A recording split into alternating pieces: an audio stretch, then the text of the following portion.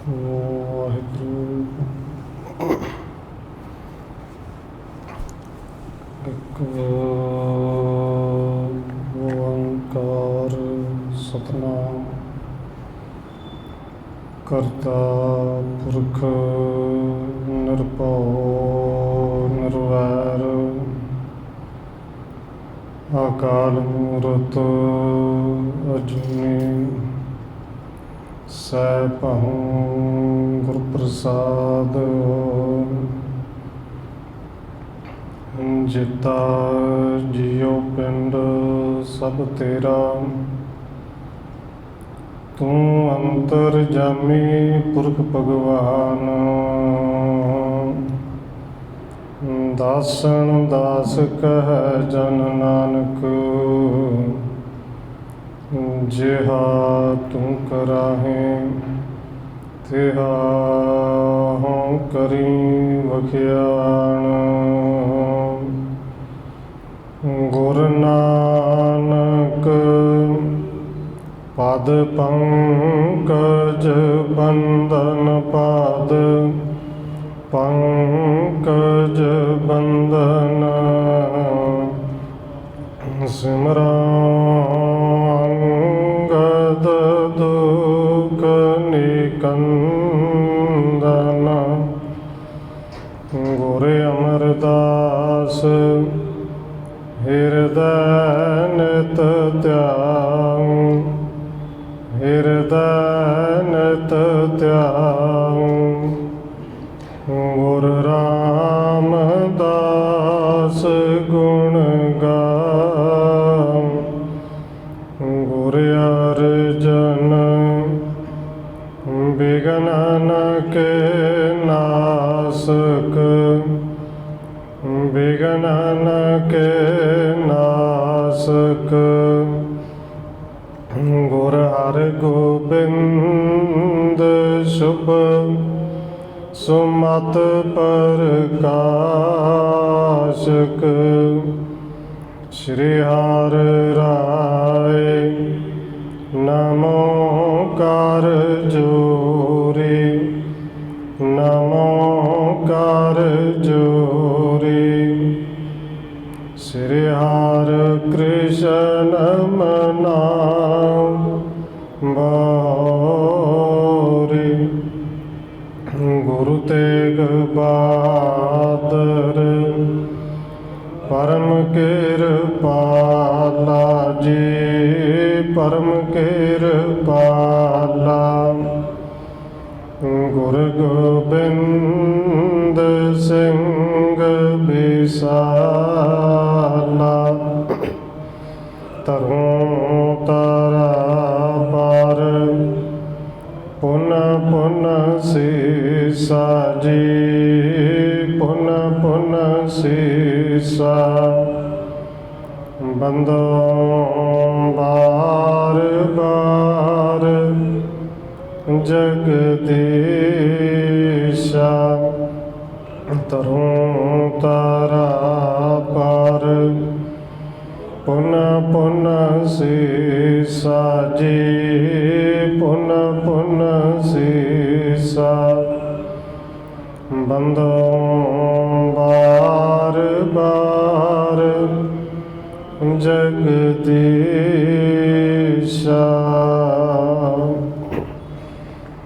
ਜਿਸ ਮੈਂ ਅੰਮ੍ਰਿਤ ਗਿਆਨ ਹੈ, ਮਾਣਕ ਭਗਤ ਬੈਰਾਗ। ਸ਼੍ਰੀ ਗੁਰੂ ਗ੍ਰੰਥ ਸਾਹਿਬ ਉਦਦ, ਬੰਦੋਂ ਕਰ ਅਨੁਰਾਗ।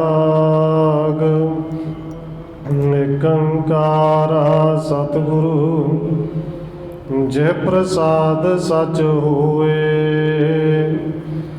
ਵਾਹਿਗੁਰੂ ਜੀ ਕੀ ਫਤਿਹ ਹੈ, ਬਿਘਨ ਬਿਨਾਸਨ ਸੋਏ।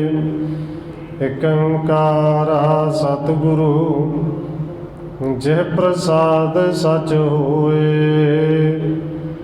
ਵਾਹਿਗੁਰੂ ਜੀ ਕੀ ਫਤਿਹ ਹੈ, ਬਿਘਨ ਬਿਨਾਸਨ ਸੋਏ। ਵਾਹਿਗੁਰੂ ਜੀ। ਤਬ ਅਕਬਰ ਦਿੱਲੀ ਤੇ ਆਵਾ, ਸਲਤਾ ਉਤਰ ਸਿਵਰ ਨਿਜ ਪਾਵਾ। ਲਾਉਪੁਰ ਕੋ ਗਮਨਤ ਤਹ ਰਹਿਓ, ਨਿਕਟ ਹੋਏ ਗੁਰ ਕੇ ਸਿਖ ਕਹਿਓ। ਪਰਮ ਸਨਮਾਨਯੋਗ ਸਤਿਗੁਰੂ ਚੌਵਰ ਛਤਰ ਤਖਤ ਦੇ ਮਾਲਕ ਹਾਜ਼ਰਾ ਹਜ਼ੂਰ ਜ਼ਾਹਰਾ ਜ਼ਹੂਰ ਸ਼ਬਦ ਗੁਰੂ ਜੁਗੋਂ ਜੋਗਾ ਟੱਲ ਸਤਿਗੁਰੂ ਧੰਨ ਸ਼੍ਰੀ ਗੁਰੂ ਗ੍ਰੰਥ ਸਾਹਿਬ ਮਹਾਰਾਜ ਸੱਚੇ ਪਾਤਸ਼ਾਹ ਜੀ ਦੀ ਪਾਵਨ ਪਵਿੱਤਰ ਹਜ਼ੂਰੀ ਅੰਦਰ ਜੁੜ ਬੈਠੇ ਸਤਸੰਗੀ ਜਨੋ, ਆਪ ਜੀ ਵੱਡੇ ਭਾਗਾਂ ਵਾਲੇ ਹੋ ਜੋ ਸਤਿਕਾਰਯੋਗ ਧੰਨ ਮਾਤਾ ਰਾਜਕੌਰ ਜੀ ਦੇ ਪਾਵਨ ਅਸਥਾਨ ਗੁਰਦੁਆਰਾ ਮੰਜੀ ਸਾਹਿਬ ਵਿਖੇ ਸ਼ਾਮਾਂ ਦੇ ਦੀਵਾਨਾਂ ਦੀਆਂ ਹਾਜ਼ਰੀਆਂ ਭਰ ਰਹੇ ਹੋ। ਆਓ ਰੋਜ਼ਾਨਾ ਦੀ ਤਰ੍ਹਾਂ ਧੰਨ ਗੁਰੂ ਅਮਰਦਾਸ ਮਹਾਰਾਜ ਜੀ ਦੀ ਚੱਲ ਰਹੀ ਲੜੀਵਾਰ ਇਤਿਹਾਸ ਕਥਾ ਦੇ ਨਾਲ ਅਗਲੇਰੀ ਸਾਂਝ ਪਾਉਣ ਤੋਂ ਪਹਿਲਾਂ ਅਸੀਸ ਬਖਸ਼ਿਸ਼ ਕਰੋ ਜੀ। ਰਸਨਾ ਨੂੰ ਕਰੋ ਪਵਿੱਤਰ, ਜਿਤਨੇ ਵੀ ਜੁੜ ਬੈਠੇ ਹੋ ਲਵਾਓ ਹਾਜ਼ਰੀ ਆਖੋ ਜੀ ਵਾਹਿਗੁਰੂ ਜੀ ਕਾ ਖਾਲਸਾ, ਵਾਹਿਗੁਰੂ ਜੀ ਕੀ ਫਤਿਹ। ਤਬ ਅਕਬਰ ਦਿੱਲੀ ਤੇ ਆਵਾ, ਸਰਤਾ ਉਤਰ ਸਿਵਰ ਨਿਜ ਪਾਵਾ। ਕਵਿਰਾਜ ਕਵੀ ਸੰਤੋਖ ਸਿੰਘ ਜੀ ਅਗਲਾ ਪ੍ਰਸੰਗ ਸ਼ੁਰੂ ਕਰਦੇ ਲਿਖਦੇ ਨੇ ਕਿ ਜਿਵੇਂ ਕੱਲ ਪਿਛਲੇ ਪ੍ਰਸੰਗ ਵਿੱਚ ਆਪ ਜੀ ਨੇ ਸਰਵਣ ਕੀਤਾ ਸੀ, ਧੰਨ ਗੁਰੂ ਅਮਰਦਾਸ ਜੀ ਨੇ ਇੱਕ ਬਾਲਕ ਨੂੰ ਮਰੇ ਹੋਏ ਨੂੰ ਜਿੰਦਾ ਕੀਤਾ।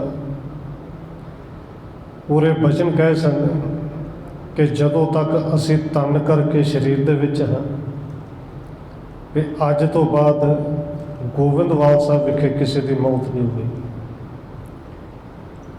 ਔਰ ਅਗਲਾ ਅਧਿਆਇ ਸ਼ੁਰੂ ਕਰਦੇ ਕਵੀ ਸੰਤੋਖ ਸਿੰਘ ਜੀ ਕਹਿੰਦੇ ਨੇ ਧੰਨ ਗੁਰੂ ਅਮਰਦਾਸ ਜੀ ਦੀ ਮਹਿਮਾ ਸਾਰੇ ਸੰਸਾਰ ਵਿੱਚ ਫੈਲੀ ਸੀ। ਅਕਬਰ ਬਾਦਸ਼ਾਹ ਦਿੱਲੀ ਤੋਂ ਆਇਆ ਹੈ, ਲਾਹੌਰ ਨੂੰ ਜਾਣਾ ਹੈ ਕਿ ਉਹ ਇਸ ਬਿਆਸ ਦਰਿਆ ਦੇ ਨੇੜੇ ਆ ਕੇ ਉਹਨੇ ਆਪਣਾ ਉਤਾਰਾ ਕੀਤਾ। ਲਾਪੁਰ ਕੋ ਗਮਨਤ ਤਹ ਰਹਿਓ, ਨਿਕਟ ਹੋਏ ਗੁਰ ਕੇ ਸਿਖ ਕਹਿਓ। ਹੁਣ ਇਹਨੇ ਰਾਤ ਰੁਕਣ ਵਾਸਤੇ ਇੱਥੇ ਉਤਾਰਾ ਕੀਤਾ ਸੀ। ਲਾਹੌਰ ਨੂੰ ਇਹਨੇ ਜਾਣਾ ਹੈ, ਪਰ ਇਹ ਤੋਂ ਪਤਾ ਲੱਗਿਆ ਤੇ ਕਿਸੇ ਨੇ ਦੱਸਿਆ ਹਜ਼ਰਤ ਸੋ ਸਤਿਗੁਰ ਇਸ ਪੁਰ ਹੈ, ਜਿਨ ਕੋ ਬਚਨ ਆਪ ਕੋ ਫੁਰ ਹੈ। ਕਹਿੰਦੇ ਅਕਬਰ ਦੇ ਕਿਸੇ ਵਜ਼ੀਰ ਨੇ ਦੱਸਿਆ ਕਿ ਸਤਿਗੁਰੂ ਜੀ ਜਿਹੜੇ ਕਿ ਬਾਦਸ਼ਾਹ ਜਿਹੜੇ ਸਤਿਗੁਰੂ ਜੀ ਦੇ ਬਚਨ ਤੁਹਾਡੇ ਵਾਸਤੇ ਉਹਨਾਂ ਨੇ ਕਹੇ ਸਨ, ਤੋਂ ਸੱਚੇ ਹੋਏ ਸਨ ਕਿ ਜਦੋਂ ਚਿੱਤੌੜ ਦਾ ਕਿਲ੍ਹਾ ਜਿੱਤਿਆ। ਔਰ ਗੁਰੂ ਸਾਹਿਬ ਜੀ ਕਹਿੰਦੇ ਸਨ ਉਹ ਕਿਲ੍ਹਾ ਜਿੱਤਿਆ ਜਾਏਗਾ ਜਿੱਦਣ ਬੌਲੀ ਦਾ ਗੜ੍ਹ ਟੁੱਟੇਗਾ। ਔਰ ਜਿਵੇਂ ਗੁਰੂ ਸਾਹਿਬ ਨੇ ਕਿਹਾ ਸੀ ਉਸੇ ਤਰ੍ਹਾਂ ਬਚਨ ਸੱਚ ਹੋਏ ਸਨ। ਹੁਣ ਇਸ ਵਜ਼ੀਰ ਨੇ ਦੱਸਿਆ ਕਿ ਬਾਦਸ਼ਾਹ ਇੱਥੇ ਉਹ ਗੁਰੂ ਹੈ ਕਿ ਜਿਨ੍ਹਾਂ ਦੇ ਕਹੇ ਹੋਏ ਬਚਨ ਤੁਹਾਡੇ ਲਈ ਤਾਂ ਬਿਲਕੁਲ ਸੱਚ ਹੁੰਦੇ ਨੇ। ਸੁਣ ਅਕਬਰ ਨੇ ਹਿਰਦੈ ਵਿਚਾਰੇ, ਗੜ ਚਿਤੌੜ ਕੇ ਬਾਤ ਚਿਤਾਰੇ। ਸੁਣ ਕੇ ਹੋਰ ਬਾਦਸ਼ਾਹ ਨੇ ਵਿਚਾਰ ਕੀਤੀ ਔਰ ਚਿਤੌੜ ਦੇ ਕਿਲ੍ਹੇ ਦੀ ਗੱਲ ਸਾਰੀ ਵਿਚਾਰੀ ਕਿ ਕਈ ਮਹੀਨੇ ਜਿਹੜਾ ਜਿੱਤਿਆ ਨਹੀਂ ਸੀ ਜਾਂਦਾ, ਗੁਰੂ ਸਾਹਿਬ ਦੇ ਬਚਨਾਂ ਕਰਕੇ ਉਹ ਕਿਲ੍ਹਾ ਵੀ ਜਿੱਤਿਆ ਗਿਆ ਸੀ। ਧਰ ਪ੍ਰਤੀਤ ਦਰਸ਼ਨ ਕੋ ਚਾਹਿਓ, ਉੱਤਮ ਲੇਨ ਉਪਾਇ ਨ ਪਾਹਿਓ। ਤੇ ਅਕਬਰ ਨੇ ਜਦੋਂ ਸੁਣਿਆ ਕਿ ਇਹ ਉਹੀ ਸਤਿਗੁਰੂ ਜੀ ਨੇ ਜਿਨ੍ਹਾਂ ਦੇ ਬਚਨ ਸੱਚ ਹੋਏ ਸਨ, ਇਹ ਉਹੀ ਗੋਬਿੰਦਵਾਲ ਸਾਹਿਬ ਹੈ, ਕਹਿੰਦੇ ਅੰਦਰ ਬੜੀ ਪ੍ਰਤੀਤ ਆਈ। ਗੁਰੂ ਸਾਹਿਬ ਦੇ ਦਰਸ਼ਨਾਂ ਦੀ ਚਾਹਤ ਪੈਦਾ ਹੋਈ ਕਿ ਹੁਣ ਸਬੱਬ ਤੇ ਬਣੇ ਹੀ ਹੈ, ਆਏ ਹਾਂ ਤੇ ਕਿਉਂ ਨਾ ਗੁਰੂ ਸਾਹਿਬ ਦੇ ਪਹਿਲੋਂ ਜਾ ਕੇ ਦਰਸ਼ਨ ਕਰੀਏ। ਬਹੁਤ ਸਾਰੀਆਂ ਭੇਟਾਂ ਇਹਨੇ ਆਪਣੇ ਨਾਲ ਲਈਆਂ। ਸੁਧ ਦਾਬੇ ਹਿਤ ਪਠਿਓ ਮੁਸਾਹਿਬ, ਤੀਰ ਬਾਪ ਕਾ ਬੈਠੇ ਸਾਹਿਬ। ਔਰ ਅਕਬਰ ਬਾਦਸ਼ਾਹ ਨੇ ਪਹਿਲੋਂ ਆਪਣਾ ਬੰਦਾ ਭੇਜਿਆ ਕਿ ਧੰਨ ਗੁਰੂ ਅਮਰਦਾਸ ਸੱਚੇ ਪਾਤਸ਼ਾਹ ਤੋਂ ਆਗਿਆ ਲੈ ਕੇ ਆਓ कि दर्शना वास्ते आ जाइए कि ठहर के आइए या कदों को आइए, कि जाके उन्होंने दसो कि बादशाह अकबर बादशाह इस दरिया के कंढे ते बैठा हुआ है। बल्लू बोलियो बंदत हाथ, पातशाह यह दिल्ली नाथ। हुण वो जिहड़ा मुसाहिब है बंदा गया भाई बल्लू जी नूं मिलिया कि दिल्ली का बादशाह आया है, अकबर बादशाह आया गुरु साहब के दर्शन करने चाहता है। और भाई बल्लू गुरु साहब जी के कोल गया कि बादशाह जी वो दिल्ली का जिहड़ा राजा है बादशाह है अकबर है, वो आया बाहर किनारे ते दरिया के किनारे ते डेरा लाया है। दर्शन को आवत तर पाओ, चहत पांडवे इस अगवाऊ। सतगुरु जी वो भावना करके आप जी के दर्शन करना चाहते, जे आप जी की आज्ञा हुए तो दर्शन वास्ते बुला लीए। सतगुरु जी कहते हैं भाई बुला लो, कोई गल नहीं आऊँगी। और भाई बल्लू ने सोचा चाहे वो पांडवे इस अगवाऊ कि बादशाह ने आना, मुल्क का बादशाह सब तो वड्डा बादशाह है, कि क्यों ना अगे अगे कपड़े विछाए जाने जिन्होंने आप मैट कहने, जितों बादशाह ने आना है वो अगे कपड़े चाहिए ने विछाने। हिम कह आयस ले उतलायव, रुचर पटंबर बहु मंगवायव। तो जदों भाई बल्लू ने कहा कि सतगुरु जी कुछ कपड़े विछा दी, और सतगुरु जी कहते हैं भाई लोड़ नहीं, जे तेनों लगता तो जिमें थोड़ी मर्जी करो। भाई बल्लू ने फिर भी गुरु साहब की आज्ञा मनी और सोहने सोहने कपड़े जिहड़े ने रात विच विछा दिते। चलियो सिवर ते अकबर शाहू, असवारे तज आदक बाहू। अकबर बादशाह नूं सुनेहा भेज दिता कि गुरु साहब के दर्शनों वास्ते आ जाओ। उधरों बादशाह चलिया है, पर बादशाह नूं जिहड़े सेवक ने घोड़ा लिया के देंदे ने घोड़े ते सवार हो, कहंदे घोड़े नहीं चाहिए, कोई सवारी नहीं चाहिए, सारी जिहड़ी सेना है वो भी इत्थे रहे, सेना भी नहीं चाहिए। तहते करे पावड़े पावन, मृदल पटंबर हित सुख पावन।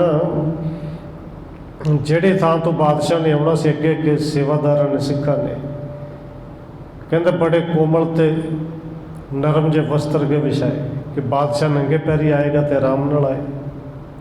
बादशाह ने कोई घोड़ा नहीं लिया, कोई सवारी नहीं ली, सैना नहीं ली, अपने जोड़े भी ला दिते।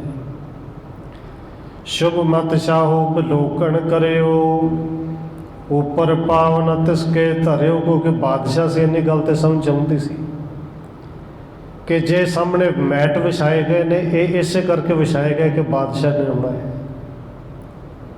पर अकबर बादशाह उस वेले मत काम कर गई, चंगी मत सी कि जिहड़े कपड़े विछाए ने जां ये कह लीए मैट विछाए ने, इन्हां उत्ते पैर ही नहीं रखिया।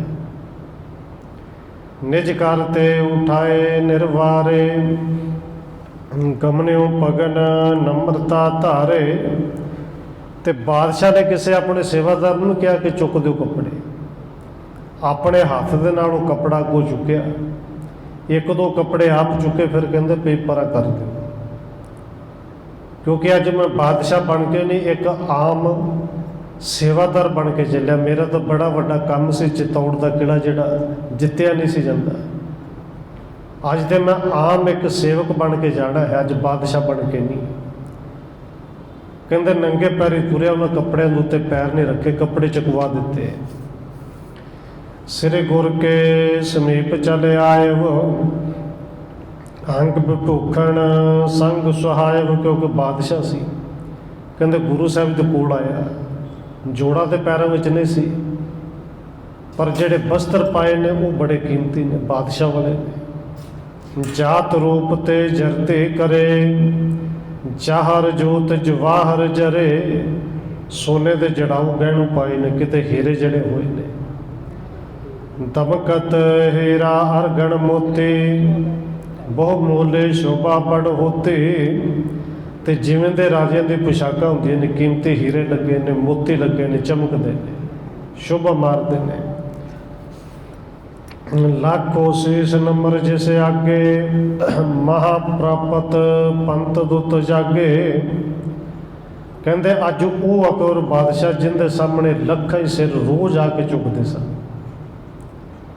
धन गुरु अमरदास महाराज सच्चे पातशाह जी का एडा प्रताप है कि जिंदे अगे लखा सिर झुकते सन, अज वो बादशाह सच्चे पातशाह धन गुरु अमरदास जी के चरणों में आके झुकिया है।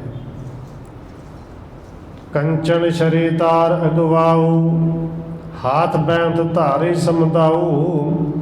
ते बादशाह के अगे चलते होंगे सन सोने के चौबदार फड़ के, जेडे चौबदार ने सोने के डंडे फड़ के अगे अगे चलते हैं, सोने की सुटियां के पड़ियां ने। बस्तर बपूखण सुंदर जन के, चौंदस टोल चढ़त संग तिन के। बादशाह के बस्तर तो कीमती है ही, पर जेडे अगे अगे चौबदार ने नाल नाल सेवादार ने बादशाह के, इन्हों के कपड़े बड़े कीमती ने। दर्शन करत नाम होए बैठे, अदब करे कर पाद इकट्ठे। उरे लिखण का भाव यह है कि जिंदे अगे चौबदार ने सोने के डंडिया वाले चलते हैं, कीमती कपड़े पाए ने, वो सेवादार ने लखा सिर जिंदे अगे झुकते सी, वो बादशाह है कि जेड़ा अज धन गुरु अमरदास सच्चे पातशाह के चरणों च बड़े प्यार के नाल नमस्कार करता और गुरु साहब के चरणों में ही अदब के नाल बैठता है। कुशल प्रश्नकार आपस बिखै, प्रेम करे गुरु दर्शन पिखै। भावें गुरु साहब जी ने बादशाह वास्ते अपने नाल एक पासे जगह बनाई सी कि बादशाह इत्थे आके बैठेगा, पर कहते अकबर बादशाह जिथे दूसरे सिख बैठे ने गुरु साहब के चरणों के नेड़े ते बैठ गया, पर उस उच्चे आसन ते नहीं बैठा, संगत वांग चरणों के विच आके बैठा है। गुरु साहब जी ने राजी बाजी पूछया, बड़े प्रेम के नाल पुछते हैं। एक देश के बादशाह नूं दीन दुनिया का सच्चा पातशाह पुछया कि बादशाह सुना की हाल ने। राजी बाजी है, आनंद मंगल है। नाहि देखते अचो आहारा, यह नेम गुर हृदय चितारा। पर गुरु घर की मर्यादा सी कि पहलों लंगर दे विच पंगत विच बैठ के लंगर छकना, चाहे थोड़े छको, फिर दर्शन वास्ते आना है। पर यह बादशाह ने लंगर नहीं छकिया। वो फिर सिख भी जेडे ने उस वेले बादशाह आया, किसी ने टोकिया भी नहीं, रोकिया भी नहीं कि पहलों लंगर से चलो। इन्हें लंगर नहीं छकिया और धन गुरु अमरदास जी ये फूरना पढ़ाते हैं भी लंगर छके तो बिना ही आ गया है। तूरन अकबर के मन प्रेरा, हाथ जोर बोलियो तिस बेरा। गुरु साहब जी ने हजे मन दे विच विचार ही बनाई है कि भाई इन्हें लंगर नहीं छकिया, किसी ने कहा नहीं, पर क्योंकि गुरु साहब जी अंतरजामी ने विचार बनाई उस वेले जिवें बादशाह के अंदर नूं मन नूं प्रेरिया है। लंगर छकण वास्ते प्रेरिया बादशाह नूं कुछ ना कुछ तो पता सी, दस्या सी नाल दे ने कि गुरु का दर ऐसा है, पहलों जाके लंगर छकना पैंदा है। क्योंकि गुरु घर दी गल्लां बादशाह के दरबार तक पहुँचदियां सन। और साडे सामने इतिहास है कि 7वें पातशाह के समय तक औरंगजेब के दरबार दे विच जिहड़े दरबारी ने, जिहड़े उत्थों के काजी ने, वो आसा की वार के बारे जानते ने। मतलब उन्हें आसा की वार पढ़ी है, सुनी है, तो तां ही पता लग्या ना उत्थे मिट्टी मुसलमान की लिखे है। और अकबर बादशाह नूं इन्ना कुछ पता सी कि लंगर छकना, पर वो भी भुल गया। हुण मन दे विच प्रेरणा आई तो बड़े प्रेम दे नाल ये बादशाह कहता है, गुरु साहिब क्या खाना खावो, किस मह रुचि चित ते उपजावो। कि सतगुरु जी लंगर छक के तो जाए, पर कृपा करो ये दसो कि आप जी की छकते हो, आप जी नूं की खाना पसंद है। किस मह रुचि चित ते उपजावो, केड़ा खाना सब तो खुश होकर खाते हो। सतगुरु कहो सो चित रुच ऊना, हो तो ओगरा लवण बेहुना।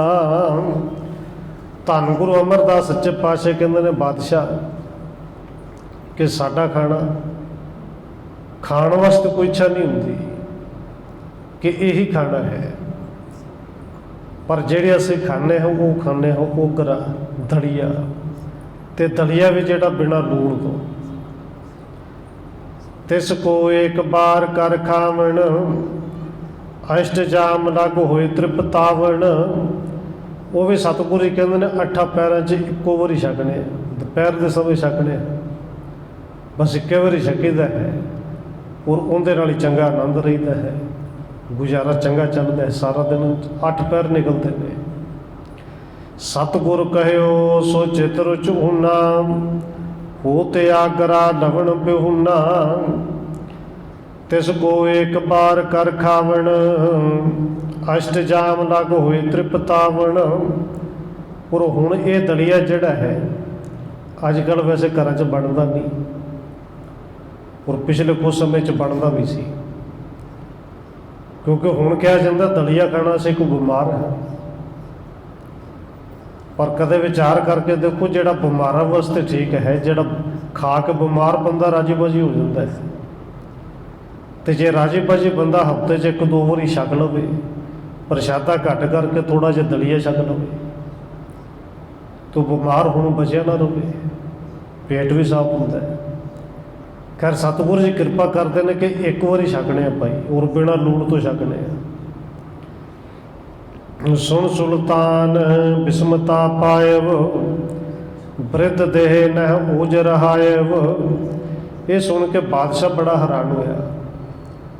ਕੋਈ ਦਲੀਏ ਨੂੰ ਸਮਝਿਆ ਜਾਂਦਾ ਹੈ ਹਲਕਾ ਖਾਣਾ ਹੈ, ਔਰ ਗੁਰੂ ਸਾਹਿਬ ਜੀ ਇੱਕੋ ਵਾਰੀ ਖਾਂਦੇ ਨੇ, ਬਜ਼ੁਰਗ ਨੇ, ਤੇ ਇਹਨਾਂ ਦੇ ਸਰੀਰ 'ਚ ਬਲ ਕਿਵੇਂ ਰਹੇਗਾ, ਦਲੀਏ ਨਾਲੋਂ ਤਾਕਤ ਰਹਿ ਜਾਏਗੀ। ਬਹੁਰ ਨਿਪਾਲਹਿ ਕਰਤ ਆਹਾਰਾ, ਕ੍ਰਾਂਤਵੰਤ ਤਨ ਸ਼ੁਭਤ ਉਧਾਰਾ। ਉਹ ਸੋਚਦਾ ਕਿ ਇਹ ਪੌਸ਼ਟਿਕ ਖਾਣਾ ਨਹੀਂ, ਪਰ ਅਸਲ ਵਿੱਚ ਹੈ ਦਲੀਆ ਬੜਾ ਪੌਸ਼ਟਿਕ ਹੈ। ਬਾਦਸ਼ਾਹ ਸੋਚਦਾ ਕਿ ਅਪੌਸ਼ਟਿਕ ਹੈ, ਇਹ ਪੌਸ਼ਟਿਕ ਖਾਣਾ ਨਹੀਂ, ਪਰ ਸਰੀਰ ਦੇ ਵਾਸਤੇ ਇਹ ਬਹੁਤਾ ਚੰਗਾ ਵੀ ਨਹੀਂ, ਕਿ ਇਹਨਾਂ ਨੂੰ ਬਲ ਕਿੱਥੋਂ ਮਿਲੇਗਾ, ਸ਼ੋਭਾ ਕਿੱਥੋਂ ਮਿਲੇਗੀ। ਪਰ ਇਹ ਤਾਂ ਸਰੀਰ ਨੂੰ ਵੇਖਦੇ ਨੇ ਕਿ ਸ਼ੋਭਾ ਬੜੀ ਪਾ ਰਹੇ ਨੇ, ਕਮਜ਼ੋਰੀ ਨਜ਼ਰ ਨਹੀਂ ਆ ਰਹੀ, ਭਾਵੇਂ ਸਰੀਰ ਬਜ਼ੁਰਗ ਹੈ। ਕਰ ਜੋਰਤ ਕਹਿ ਮਿਹਰ ਕਰੀਜੈ, ਵਹੀ ਤਵਰਕ ਮੁਝ ਕੋ ਦੀਜੈ। ਔਰ ਅਕਬਰ ਬਾਦਸ਼ਾਹ ਵਿਚਾਰ ਤਾਂ ਕਰਦਾ, ਜੇ ਕਈ ਸਾਲਾਂ ਤੋਂ ਖਾਂਦੇ ਹੋਣਗੇ, ਇਕੱਲਾ ਦਲੀਆ ਹੀ ਖਾਂਦੇ ਨੇ, ਤੇ ਬਜ਼ੁਰਗ ਅਵਸਥਾ ਦੇ ਵਿੱਚ ਵੀ ਸਰੀਰ ਇੰਨਾ ਸੋਹਣਾ ਹੈ, ਤੇ ਫਿਰ ਉਹ ਖਾਣਾ ਠੀਕ ਹੀ ਹੋਵੇਗਾ। ਔਰ ਬਾਦਸ਼ਾਹ ਕਹਿੰਦਾ ਸਤਿਗੁਰੂ ਜੀ ਫਿਰ ਕਿਰਪਾ ਕਰੋ, ਅੱਜ ਮੈਨੂੰ ਵੀ ਉਹੀ ਦਲੀਆ ਛਕਾਓ, ਉਹੀ ਭੋਜਨ ਮੈਨੂੰ ਦਿਓ ਜਿਹੜਾ ਤੁਸੀਂ ਛਕਦੇ ਹੋ। ਤੁਮ ਖੁਦਾਏ ਕੇ ਜਾਤ ਸੁਜਾਨੇ, ਬੁਰੇ ਸ਼ਰਾਪ ਬਾਰ ਜਥਾ ਬਖਾਨੇ।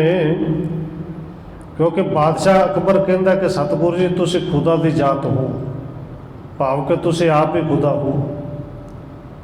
ਤੁਹਾਡਾ ਕਹਿਆ ਹੋਇਆ ਬਚਨ ਕਿਸੇ ਲਈ ਸ਼ਰਾਪ ਬਣ ਜਾਂਦਾ ਹੈ, ਤੁਹਾਡਾ ਕਹਿਆ ਹੋਇਆ ਬਚਨ ਕਿਸੇ ਲਈ ਵਰ ਬਣ ਜਾਂਦਾ ਹੈ, ਔਰ ਜੋ ਤੁਸੀਂ ਕਹਿੰਦੇ ਹੋ ਸੱਚ ਹੁੰਦਾ ਹੈ। ਦਰਸ਼ਨ ਪਾਏ ਭਇਓ ਮੈਂ ਧੰਨ, ਦੇਹ ਤਵਰਕ ਹੋ ਪ੍ਰਸੰਨ।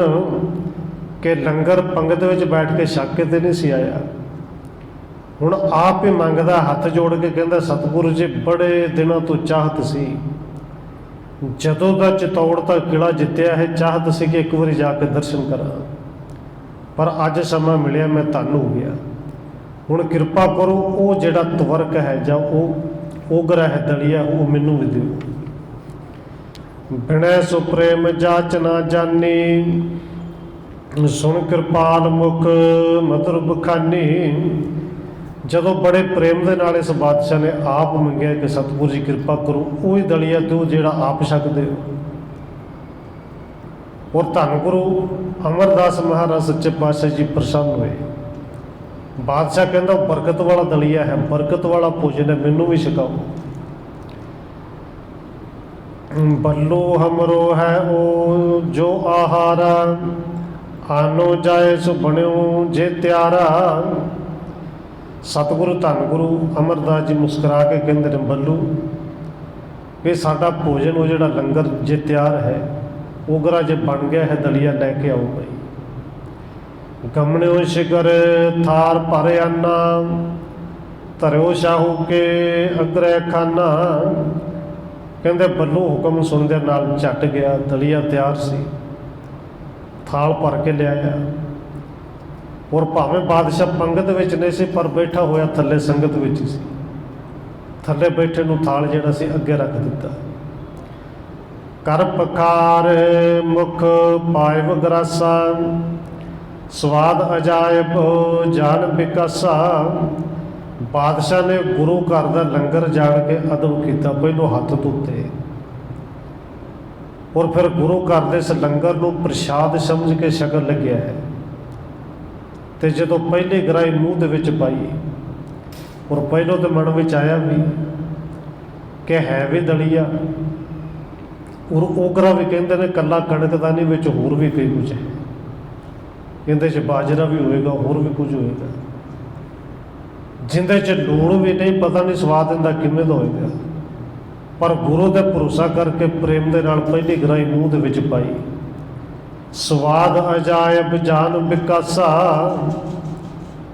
ਕਹਿੰਦੇ ਬੜਾ ਅਜੀਬ ਸਵਾਦ ਆਇਆ ਕਿ ਜਿਹਨੂੰ ਗੁਰੂ ਸਾਹਿਬ ਜੀ ਕਹਿੰਦੇ ਸੀ ਇਹਦੇ ਵਿੱਚ ਲੂਣ ਵੀ ਕੋਈ ਨਹੀਂ, ਤੇ ਜੇ ਲੂਣ ਵੀ ਵਿੱਚ ਨਾ ਹੋਵੇ ਉਹਦਾ ਕਿਸੇ ਤਰ੍ਹਾਂ ਦਾ ਸਵਾਦ ਹੁੰਦਾ ਹੀ ਨਹੀਂ। ਪਰ ਇਹਦਾ ਬੜਾ ਅਜੀਬ ਸਵਾਦ ਆਇਆ, ਇਵੇਂ ਦਾ ਕਦੇ ਅੱਜ ਤੱਕ ਕੋਈ ਭੋਜਨ ਨੂੰ ਨਹੀਂ ਛਕਿਆ ਨਹੀਂ ਸੀ। ਜਿਤਕ ਮਧੁਰਤਾ ਉੱਤਮ ਇਹ ਹੈ, ਪ੍ਰਥਮ ਕਵਰ ਮਹਿ ਸਵਾਦ ਸੋ ਲਹੈ। ਕਿ ਨਾਲੇ ਸੋਚਦਾ ਗੁਰੂ ਸਾਹਿਬ ਜੀ ਕਹਿੰਦੇ ਕੁਝ ਵੀ ਨਹੀਂ ਪਾਉਂਦੇ, ਲੂਣ ਵੀ ਨਹੀਂ ਪਾਉਂਦੇ, ਮਿੱਠਾ ਵੀ ਨਹੀਂ ਪਾਉਂਦੇ, ਪਰ ਪਹਿਲੀ ਗਰਾਈ ਦੇ ਵਿੱਚ ਇਹਨੂੰ ਬੜਾ ਸਵਾਦ ਆਇਆ, ਮਿੱਠੇ ਦਾ ਸਵਾਦ ਆਇਆ। ਤੇ ਮਿੱਠਾ ਵੀ ਆਮ ਮਿੱਠਾ ਤਾਂ ਪਛਾਣਿਆ ਜਾਂਦਾ, ਗੁੜ ਹੈ ਕਿ ਖੰਡ, ਪਰ ਇਹ ਅਜੀਬ ਜਿਹਾ ਸਵਾਦ ਹੈ ਮਿੱਠਾ। ਰੁਚ ਜਾਗੇ ਤਬ ਦੂਸਰ ਖਾਵਾ, ਤੂਰਸ਼ ਸਵਾਦ ਉੱਤਮ ਕੋ ਪਾਵਾ। ਪਹਿਲੇ ਗਰਾਈ ਖਾਣ ਤੋਂ ਬਾਅਦ ਇਹਦੀ ਰੁਚੀ ਹੋਰ ਪੈਦਾ ਹੋਈ, ਫਟਾਫਟ ਦੂਜੀ ਹੋਰ ਮੂੰਹ 'ਚ ਪਾਈ, ਸਵਾਦ ਲੱਗਿਆ।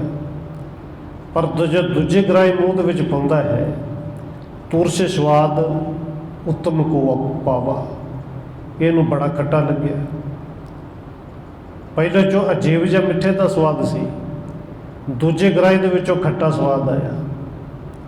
ਬਿਸਮਿਓ ਸ਼ਾਹੂ ਕਹਾ ਯਹ ਬਾਤ, ਦੁਤਿਆ ਰਸ ਹੋਇਸ ਕਿਤ ਭਾਂਤ। ਇਹ ਸੁਣ ਕੇ ਬਾਦਸ਼ਾਹ ਅਕਬਰ, ਖੱਟਾ ਵੀ ਸਵਾਦ ਤੇ ਲੱਗਦਾ ਜਿਵੇਂ ਟਮਾਟਰ ਦਾ ਸਵਾਦ ਹੈ, ਪਰ ਹੈਰਾਨ ਬੜਾ ਹੈ ਕਿ ਇੱਕੋ ਹੀ ਥਾਲੀ ਹੈ, ਇੱਕੋ ਹੀ ਚੀਜ਼ ਪਈ ਹੈ, ਪਹਿਲੇ ਦੇ ਵਿੱਚ ਸਵਾਦ ਹੋਰ ਹੈ, ਦੂਜੇ 'ਚ ਖੱਟਾ ਸਵਾਦ। ਇਹ ਕਿਵੇਂ ਹੋ ਸਕਦਾ ਹੈ?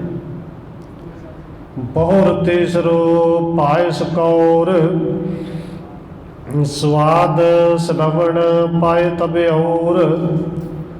ਇਹਨੇ ਇਸ ਤਰ੍ਹਾਂ ਹੈਰਾਨ ਹੁੰਦਿਆਂ ਤੀਜੀ ਗਰਾਈ ਫਿਰ ਮੂੰਹ 'ਚ ਪਾਈ। ਸਵਾਦ ਇਹਦਾ ਵੀ ਬੜਾ ਹੈ, ਪਰ ਹੁਣ ਇਹ ਸਵਾਦ ਲੂਣ ਹੈ, ਲੂਣ ਵਾਲਾ ਸਵਾਦ ਹੈ।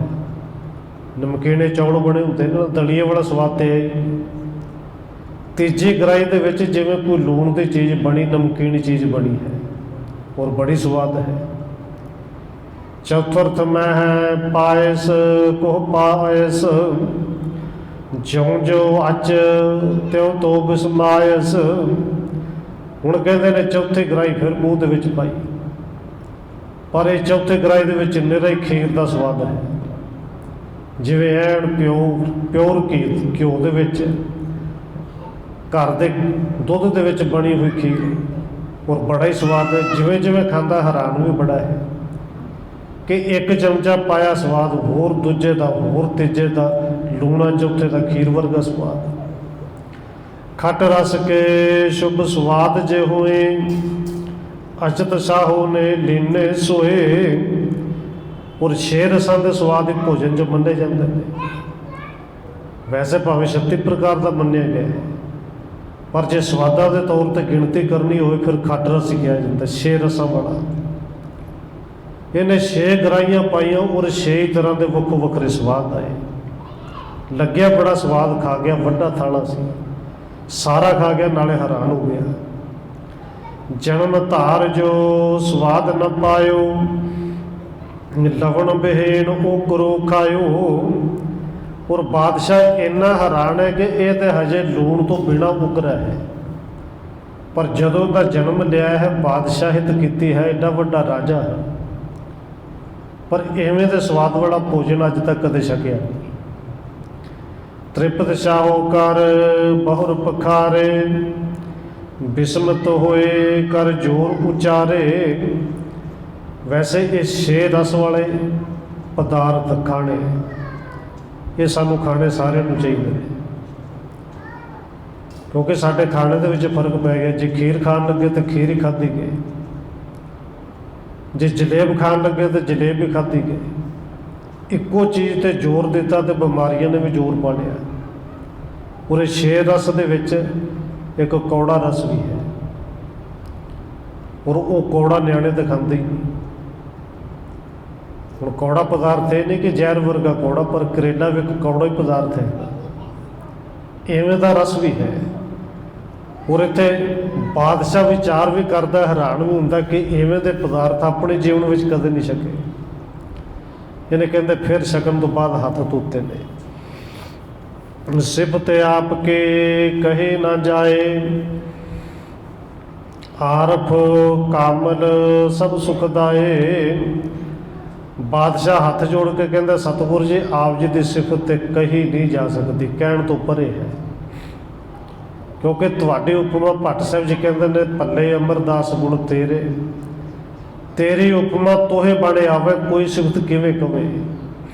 ਕਿ ਤੁਸੀਂ ਆਪ ਆਰਫ ਕਾਮਲ ਸਭ ਸੁਖਦਾਏ, ਤੁਸੀਂ ਆਪ ਕਾਮਲ ਹੋ, ਆਪ ਹੀ ਰੱਬ ਹੋ, ਆਪ ਹੀ ਖੁਦਾ ਹੋ। ਜੇ ਕਰ ਮੇਰੇ ਪਰ ਅਨੁਕੂਲ, ਹਰਖ ਦੇਹੋ ਕੁਛ ਕਰੋ ਕਬੂਲ। ਹੁਣ ਬਾਦਸ਼ਾਹ ਹੱਥ ਜੋੜ ਕੇ ਬੇਨਤੀ ਕਰਦਾ ਹੈ, ਸਤਿਗੁਰੂ ਜੀ ਜੇ ਮੇਰੇ ਤੇ ਪ੍ਰਸੰਨ ਜੀ ਤੇ ਕਿਰਪਾ ਕਰੋ, ਮੈਂ ਕੋਈ ਸੇਵਾ ਕਰਨੀ ਚਾਹੁੰਦਾ, ਮੇਰੀ ਸੇਵਾ ਕਬੂਲ ਕਰ ਲਓ। ਜੋ ਸੇਵਾ ਤੁਮਰੇ ਹੋਏ ਜਾਏ, ਬਣੋ ਸਫਲ ਸ਼ਾਂਤੀ ਮੁਝੇ ਆਏ। ਕਿ ਸਤਿਗੁਰੂ ਜੀ ਜੇ ਮੇਰੇ ਹੱਥੋਂ ਕੋਈ ਆਪ ਜੀ ਦੀ ਸੇਵਾ ਹੋ ਜੇ ਤੇ ਮੈਂ ਸਮਝਾਂਗਾ ਮੇਰਾ ਜੀਵਨ ਸਫਲ ਹੋ ਗਿਆ, ਮੈਨੂੰ ਵੀ ਕੋਈ ਸ਼ਾਂਤੀ ਆਏਗੀ। ਬਿਗਸ ਪ੍ਰਭੂ ਮੁਕਤਾ ਸੋ ਕਹੇ, ਕਿਸੋ ਬਸਤ ਕੇ ਖਵਾਸ਼ ਨਾ ਰਹੇ। ਹੁਣ ਇੱਥੇ ਬਾਦਸ਼ਾਹ ਨੇ ਕੁਝ ਪਿੰਡ ਵੀ ਦਿੱਤੇ, ਜਗੀਰਾਂ ਵੀ ਦਿੱਤੀਆਂ, ਔਰ ਇਹ ਵੀ ਗੱਲ ਕਹੀ ਸੀ ਕਿ ਐਡਾ ਵੱਡਾ ਲੰਗਰ ਚੱਲਦਾ, ਕੋਈ ਲੰਗਰ ਚੱਲਦਾ ਰਹੇਗਾ। ਪਰ ਧੰਨ ਗੁਰੂ ਅਮਰਦਾਸ ਜੀ ਕਹਿੰਦੇ ਨੇ ਬਾਦਸ਼ਾਹ ਕਿ ਇਹ ਗੁਰੂ ਦਾ ਲੰਗਰ ਹੈ, ਤੇ ਜੇ ਇਹ ਬਾਦਸ਼ਾਹ ਦੇ ਨਾਲ ਅਮੀਰਾਂ ਦੇ ਖਜ਼ਾਨੇ ਨਾਲ ਚੱਲਣ ਲੱਗਿਆ ਨਾ, ਖਜ਼ਾਨੇ ਮੁੱਕ ਜਾਣੇ ਨੇ। ਇਹ ਲੰਗਰ ਫਿਰ ਬਹੁਤਾ ਸਮਾਂ ਚੱਲਣਾ ਨਹੀਂ। ਇਹ ਲੰਗਰ ਤੇ ਗਰੀਬ ਸਿੱਖਾਂ ਦੇ ਜਿਹੜੇ ਇੱਕ ਇੱਕ ਕੌਡੀ ਵਿੱਚ ਲਿਆ ਕੇ ਪਾਉਂਦੇ ਨੇ ਨਾ, ਇਹਦੇ ਨਾਲ ਹੀ ਚੱਲਣਾ, ਤੇ ਇਹ ਹੀ ਚੱਲ ਸਕਦਾ ਹੈ। ਸਾਨੂੰ ਕਿਸੇ ਵਸਤੂ ਦੀ ਲੋੜ ਨਹੀਂ। ਦੀਏ ਗੁਰੂ ਨੇ ਅਤੁੱਟ ਭੰਡਾਰ, ਖਰਚਤ ਖਾਵਤ ਪਾਏ ਨਾ ਪਾਰ। ਸਤਿਗੁਰੂ ਜੀ ਕਹਿੰਦੇ ਨੇ, ਧੰਨ ਗੁਰੂ ਨਾਨਕ ਸਾਹਿਬ ਜੀ ਨੇ ਅਤੁੱਟੇ ਭੰਡਾਰ ਇੱਥੇ ਬਖਸ਼ੇ ਹੋਏ ਨੇ। ਇਹ ਸੰਗਤਾਂ ਦੇਣ ਵਾਲੀਆਂ ਨੇ, ਖਾਂਦੀਆਂ ਨੇ, ਖਰਚੀਆਂ ਨੇ, ਪਾਰਾਵਾਰੀ ਕੋਈ ਨੇ, ਤੇ ਟੋਟਾ ਹੁੰਦਾ ਹੀ ਨਹੀਂ। ਸ਼ਾਹੋ ਸਹਿਤ ਉਮਰਾਵਣ ਫੇਰ, ਬੇਰ ਬੇਰ ਕਹਿ ਕਰੋ ਨਾ ਫੇਰ। ਕਹਿੰਦੇ ਬਾਦਸ਼ਾਹ ਨੇ ਫਿਰ ਕਿਹਾ, ਬਾਰ-ਬਾਰ ਕਿਹਾ। ਬਾਦਸ਼ਾਹ ਦੇ ਨਾਲ ਜਿਹੜੇ ਕੁਝ ਵਜ਼ੀਰ ਆਏ ਸਨ, ਅਮੀਰ ਆਏ ਸਨ, ਉਹਨਾਂ ਹੱਥ ਜੋੜ ਜੋੜ ਕੇ ਬੇਨਤੀ ਕੀਤੀਆਂ ਕਿ ਕਿਰਪਾ ਕਰਕੇ ਸਤਿਗੁਰੂ ਜੀ ਹੁਣ ਮੋੜੋ ਨਾ, ਕੋਈ ਨਾ ਕੋਈ ਭੇਟਾ ਤੇ ਲਵੋ। ਕਿਤਕ ਗ੍ਰਾਮ ਕੋ ਪਟਾ ਲਖਾਇਵ, ਸਿਰ ਸਤਿਗੁਰ ਕੇ ਚਰਨ ਚੜਾਇਵ। ਕਹਿੰਦੇ ਬਾਰ-ਬਾਰ ਕਹਿਣ ਤੇ ਇਸ ਅਕਬਰ ਬਾਦਸ਼ਾਹ ਨੇ ਕੁਝ ਪਿੰਡਾਂ ਦਾ ਪਟਾ ਜਿਹੜਾ ਹੈ ਉਹ ਗੁਰੂ ਘਰ ਦੇ ਨਾਂ 'ਤੇ ਲਿਖ ਦਿੱਤਾ। ਕੁਝ ਪਿੰਡਾਂ ਦੀ ਜ਼ਮੀਨ ਜਿਹੜੀ ਹੈ ਉਹ ਗੁਰੂ ਘਰ ਨੂੰ ਦਿੱਤੀ। ਇਹ ਸਭ ਨਿਰਣੈ ਆਗੇ ਕਰ ਹੈ, ਜਹਾਂ ਸੁਦਾ ਸਰ ਕਥਾ ਉਚਰ ਹੈ। ਉਹ ਕਿੰਨੀ ਕੁ ਜ਼ਮੀਨ ਹੈ, ਕਿੰਨੇ ਪਿੰਡਾਂ ਦੀ ਜ਼ਮੀਨ ਹੈ। ਕਵੀ ਸੰਤੋਖ ਸਿੰਘ ਜੀ ਕਹਿੰਦੇ ਨੇ, ਇਹਦਾ ਨਿਰਣਾ ਮੈਂ ਅੱਗੇ ਜਾ ਕੇ ਕਰਾਂਗਾ। कि जदों श्री ਅੰਮ੍ਰਿਤਸਰ ਦੇ ਅੰਮ੍ਰਿਤ ਸਰੋਵਰ ਦੀ ਕਥਾ ਲਿਖਾਂਗੇ ਨਾ ਉਦੋਂ ਦਾ ਜਾ ਕੇ ਨਿਰਣਾ ਕਰਾਂਗੇ। ਔਰ ਵੈਸੇ ਕਿਹਾ ਜਾਂਦਾ ਹੈ ਬੇੜ ਬਾਬਾ ਬੁੱਢਾ ਸਾਹਿਬ ਜੀ ਇਹ ਜਿਹੜੀ ਉਸ ਅਕਬਰ ਨੇ ਭੇਟਾ ਕੀਤੀ ਸੀ ਜ਼ਮੀਨ ਦੇ ਕਰ ਗਇਓ ਗ੍ਰਾਮ ਸੁਲਤਾਨ ਬੈਠੇ ਸ਼ੋਭਤ ਗੁਰ ਭਗਵਾਨ। ਕਹਿੰਦੇ ਜਦੋਂ ਬਾਰ-ਬਾਰ ਬੇਨਤੀ ਕੀਤੇ ਗੁਰੂ ਸਾਹਿਬ ਜੀ ਕਹਿੰਦੇ ਫਿਰ ਭਾਈ ਜੋ ਦੇਣਾ ਦੇ ਜੋ। ਇਹ ਕੁਝ ਪਿੰਡਾਂ ਦੇ ਪਟੇ ਲਿਖ ਕੇ ਗੁਰੂ ਸਾਹਿਬ ਦੇ ਚਰਨਾਂ 'ਚ ਨਮਸਕਾਰ ਨਹੀਂ ਕੀਤੀ। ਕੁਝ ਸਮਾਂ ਬੈਠਿਆ ਬੜਾ ਆਨੰਦ ਆਇਆ। ਔਰ ਇਹ ਜਿਹੜਾ ਦਲੀਆ ਛਕਿਆ ਨਾ ਬਾਰ-ਬਾਰ ਚੇਤੇ ਕਰਦਾ ਕਿ ਇਵੇਂ ਦਾ ਪਦਾਰਥ ਕਦੇ ਛਕਿਆ ਹੋਵੇਗਾ। ਫਿਰ ਕਹਿੰਦਾ ਨਹੀਂ ਕਦੇ ਨਹੀਂ ਛਕਿਆ, ਇਵੇਂ ਦਾ ਆਨੰਦ ਆਇਆ ਹੀ ਨਹੀਂ। ਔਰ ਦੇਖੋ ਗੁਰੂ ਘਰ ਦੇ ਵਿੱਚ ਅੱਜ ਵੀ ਜਿੱਥੇ ਕਿਤੇ ਭਾਵਨਾ ਨਾਲ ਲੰਗਰ ਤਿਆਰ ਹੁੰਦਾ ਹੈ ਔਰ ਉਹ ਭਾਵੇਂ ਸਥਾਨ ਬਹੁਤ ਨੇ ਜਿੱਥੇ ਭਾਵਨਾ ਨਾਲ ਤਿਆਰ ਹੁੰਦਾ ਜਿਵੇਂ ਦਾ ਵੀ ਤਿਆਰ ਹੋਵੇ ਉਹਦੇ 'ਚ ਸਵਾਦ ਹੀ ਵੱਖਰਾ ਹੈ, ਆਨੰਦ ਹੀ ਵੱਖਰਾ ਹੈ। ਇੱਥੇ ਕਵੀ ਸੰਤੋਖ ਸਿੰਘ ਨੇ ਇਹ ਅਧਿਆਇ ਵੀ ਸਮਾਪਤ ਕੀਤਾ ਹੈ ਔਰ ਅਗਲਾ ਅਧਿਆਇ ਹੋਰ ਕੱਲ੍ਹ ਤੋਂ ਹੀ ਜਿਹੜਾ ਉਹ ਪ੍ਰਾਰੰਭ ਕਰਾਂਗੇ। ਜਿਤਨੀ ਬੇਨਤੀ ਪ੍ਰਵਾਨ ਕਰਨੀਆਂ ਹੋਈਆਂ ਫੁੱਲਾਂ ਦੀ ਕਿਮਾ ਔਰ 2 ਮਿੰਟ ਰਸਨਾ ਦੇ ਨਾਲ ਹਾਜ਼ਰੀ ਲਵਾ ਲਈ ਫਿਰ ਸਮਾਪਤੀ ਹੈ। ਵਾਹਿਗੁਰੂ ਵਾਹਿਗੁਰੂ ਵਾਹਿਗੁਰੂ ਵਾਹਿਗੁਰੂ।